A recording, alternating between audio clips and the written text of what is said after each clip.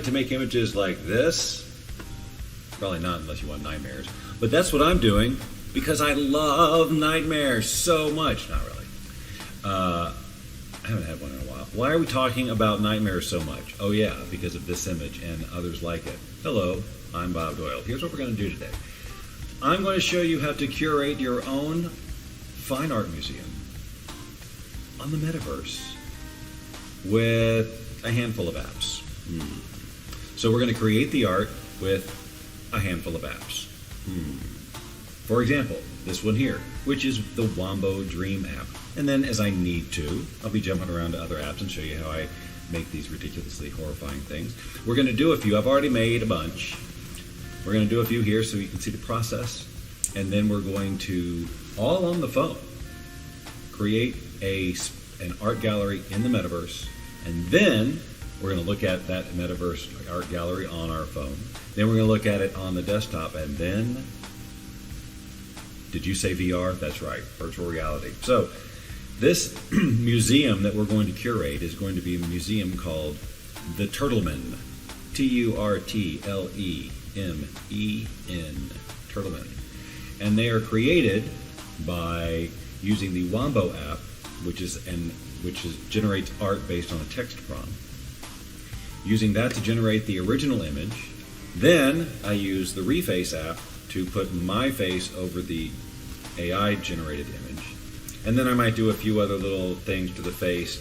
I definitely add more detail to the face using the Rimini app, and then I might change cheekbones or facial hair or whatever I need to do to create the disturbing look I'm looking for with Turtleman.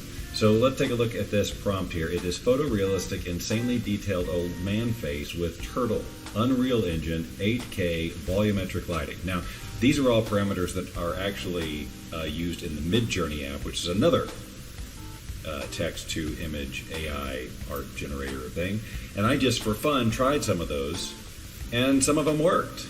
And I like the general look and feel of these, and since I'm doing a series and I want to kind of keep a general look and feel, all I would ever change in this, and I've been generating lots of images with all of this the same, except instead of saying old man face with turtle, it's whatever else I wanted to generate. But in this case, it's old man face with turtle. And it generates it in a variety of interpretations, like that one you just saw. It had kind of a turtle coming out of the guy's face. Now, there are a few of the styles that Wombo creates that I use for this, but you like to play with others just to see what will happen. But generally speaking, I'm using the realistic, the unrealistic, and then I'll pop over to the surreal sometimes, and then meme.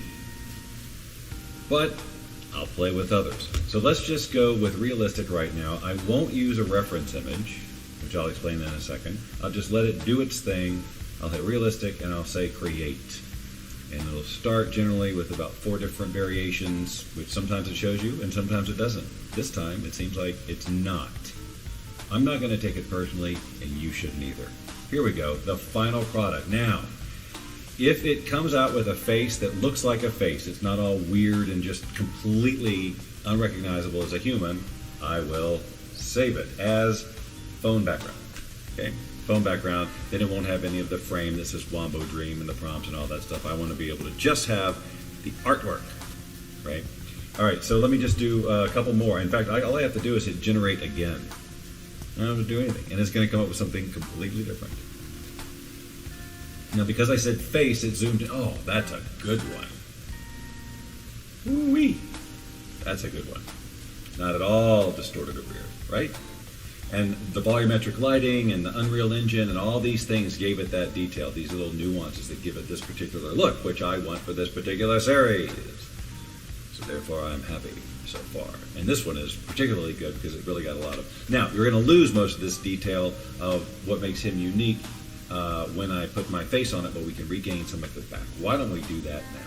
So what we're going to do is jump into the Reface app, and we're going to go straight to Swap Face, and we'll choose this one, the one we just did. And then we're going to choose my face. I have 2 versions of my face. One has facial hair, one does not. So I'm going to go first with the one with facial hair and see. Now, again, we lose detail originally when we do this.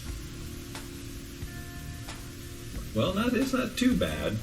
There's no real quick before and after, but here's what I'm going to do. I'm going to save this. Then I'm going to go into the Remini app. And the Remini app is the magic app that, it's the secret weapon, I'm telling you guys, for fixing blurry images. So let's take a look. I can't really zoom in well, but I'm just going to go ahead and click Enhance so you can see what generally happens. And then they'll give you a nice before and after. This app does what seems to be impossible. Bring back pixels that don't exist. Now look at that before of the eye here. Okay, that's how much detail there was. And afterward, we have that. Seems impossible. Seems impossible. But what it does is it's accessing data about eyes, about chins, about noses, about skin, about all of this stuff. So it looks at what's there and it says, well, how can we let's go find a clearer version of that and put it in there instead. It's not trying to sharpen pixels and other things. It's pure on, we're just going to replace the data. Now, here's the thing about this. When it replaces the beards, it looks a little, I don't know, not 100% natural. So here's what I do here. This actually turned out really good. So I'm going to save this. Another one of my secret web. Just this alone is pretty good. I'm pretty happy with it. But what I'm going to do is I'm going to take it into Face App. And I'm going to replace the beard that it generated there with a Face App beard, which will look a little bit more realistic. I'm going to try first with the hipster beard. There you go. See, it just adds a little extra layer of real hair. We can play with some of these others. Goatee. I'm not completely opposed to that. The mustache alone is just a look I just don't generally like, and I don't think it fits the vibe of this guy. We'll go to grand goatee. A little Walter White action there. Never watched that show, by the way. So, petite goatee. Let's leave that one. I hardly ever use that one. Now, there's really not too much else I would want to change on this because I don't want to change it too much from my face, and the detail was pretty much there. I might just try a filter or two just to see if I can make it pop a little bit differently, in a nice way. But I don't want to unnecessarily do it because really the colors that were generated by the original here I like. I might pop up the saturation. How about that? Just a little bit saturation. Now, a lot of these programs have these tools. I just like doing certain things in Face App. I mean, it's just kind of my workflow. See, now the eyes in here have such great detail, I don't really need to do anything to them. But in some cases, if the eyes are a little blurry, I want to make them pop, I'll bring it into another app and add basically a contact lens on top. I don't know that I want to do anything else to that. I think that's ready to go into the Turtleman museum. So let's go back to Reface and go do the other face that we did, this one here. We're not going to be able to do the side one with the nose. It would not find a human face. Now, it did find a face here. I'm going to go with the hairless version, which, by the way, I made the hairless version of me by taking the hair full version and running it through Face App, through the beard filter for no beard. All right, so that's what it looks like with my face on it. Cool. Again, it looks like there's just not a lot of detail in the eyes. It's very grainy, but that is the magic. I will save and exit. That is the magic of Remini. Oops. There's a more efficient way to do that. So here it is, and then I will enhance. Now, sometimes I might go into Face App and make changes I want to make on this, and then bring it into Remini. But most of the time, it's this order. Now, you can see his mouth is a little wiggity whack there. I mean, that's not bad. I mean, these are very distorted and weird people anyway. But sometimes when it's a smile issue, I might want to bring it into Face App and try to fix it because there are lots of different smile filters here. Some of them, I'll show you, are just a little goofy and I would never really use them in this context. For example, the wide smile. Although I say I never use it. Oh, see? That looks just crazy enough. I think I'm going to go with it. But what's great about this, you'll notice, if you look before and after, it doesn't just paste a smile on there. Look at the under the eyes and the wrinkles beside the eyes. It gives you the little laughter wrinkles. I'm telling you, folks, it's crazy out there. Yeah, I think I actually like that. So I'm going to apply that. Now, is there anything else I can do? Now, one of the things I sometimes play with is adding some weight to the face. it didn't add enough there that I think it's. Oh wait, I gotta hit 5 here. I think I like the weirdness of the thin. Now we can also try with sizes of various things, like for example the eyes. What if I made the eyes a lot bigger? I don't think I'm gonna. Ooh, I see. But see, then it becomes the less recognizable it is as me, the less effective it is. I really want the fact that it's based on my face to be evident, and I think that kind of takes away from it. So I'm going to turn that off. But I do sometimes play with cheekbones. I think because the smile is so like that, you can't really tell. So I'll leave that one alone too. I don't know, maybe I just don't need to do anything to this one. Maybe I could play with, now I normally don't do this either because it gives us a nice white background, but maybe I can just play with the background. And, so in this program is a great place to add backgrounds to existing images, especially something like this where it's nice and plain. I mean, this is going to keep great. You just choose any of like, I said that, but now look around over, can I zoom in? Well, bias on the left side of his head, that's not so great. That's just a studio, that's no good. You wouldn't be able to notice it too much there. I don't know, I think, you know what, I'm not going to mess with it. I like it like that.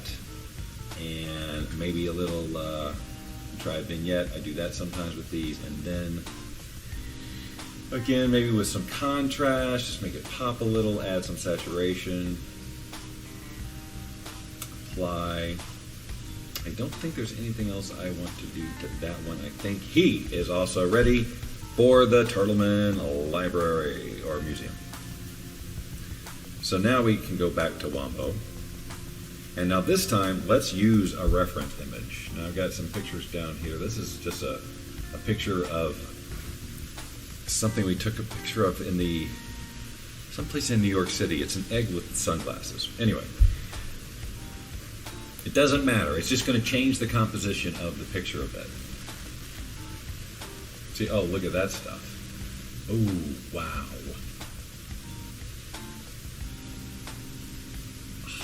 See, sometimes I'm just gobsmacked by it. Generate again. Whoa. Oh my God.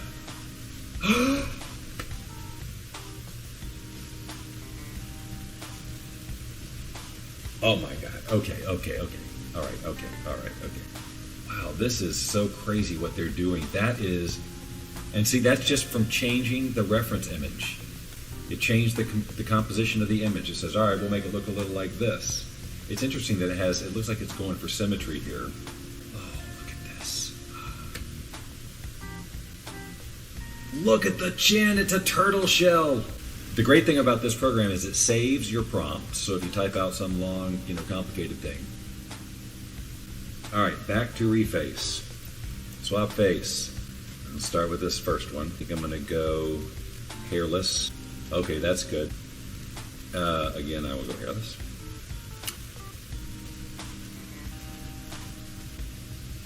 So we're doing good here with it recognizing them as human faces, even though the shapes are very weird. Okay.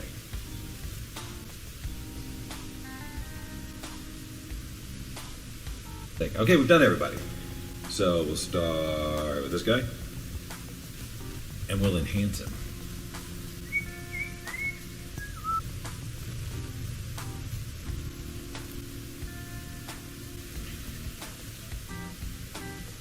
Okay.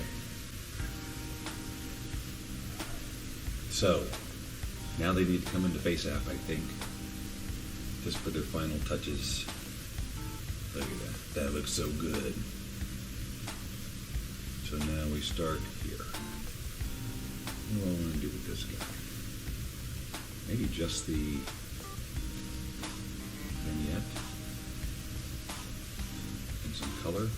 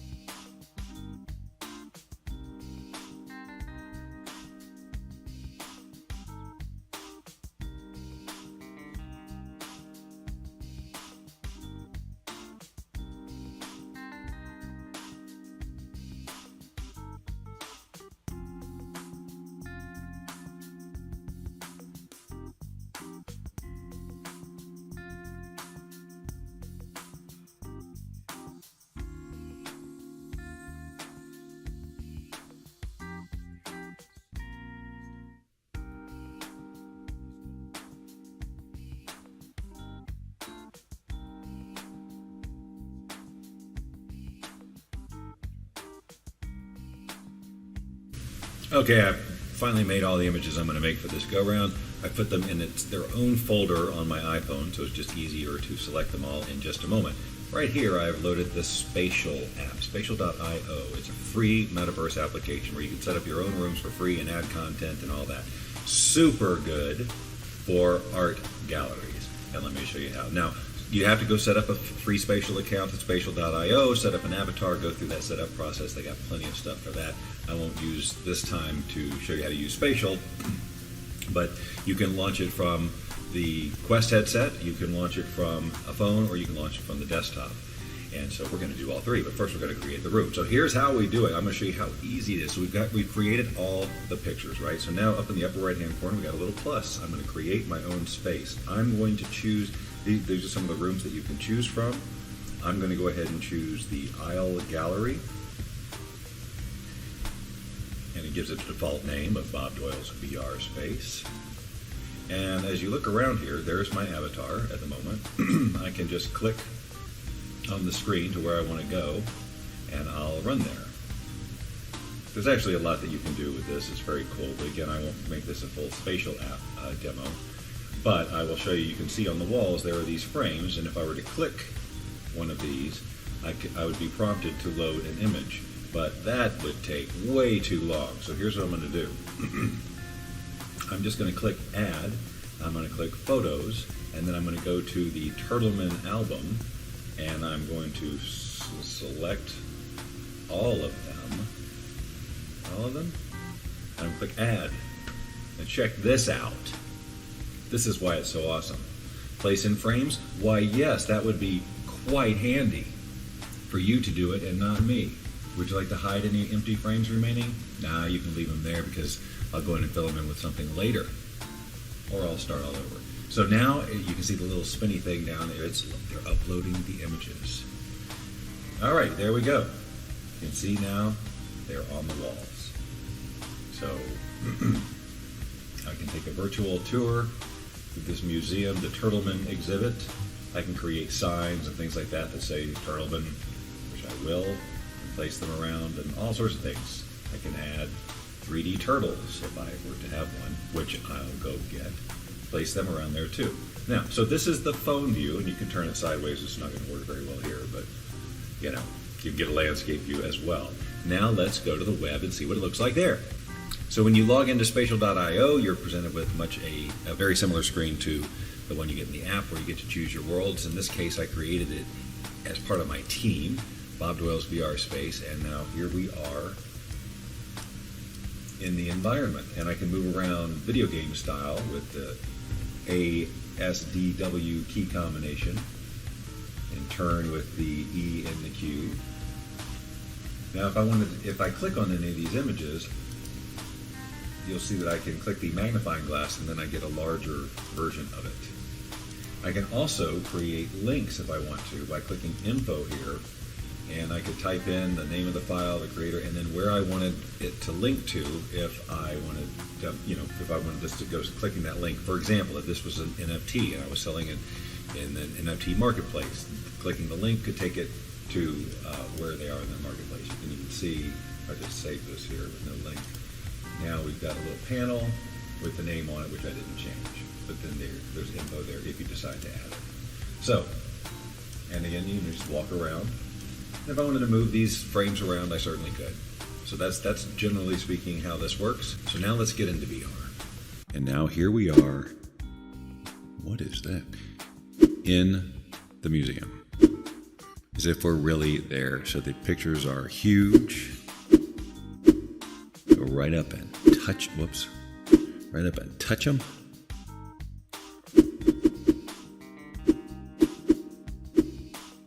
See, it's just like you're in a museum.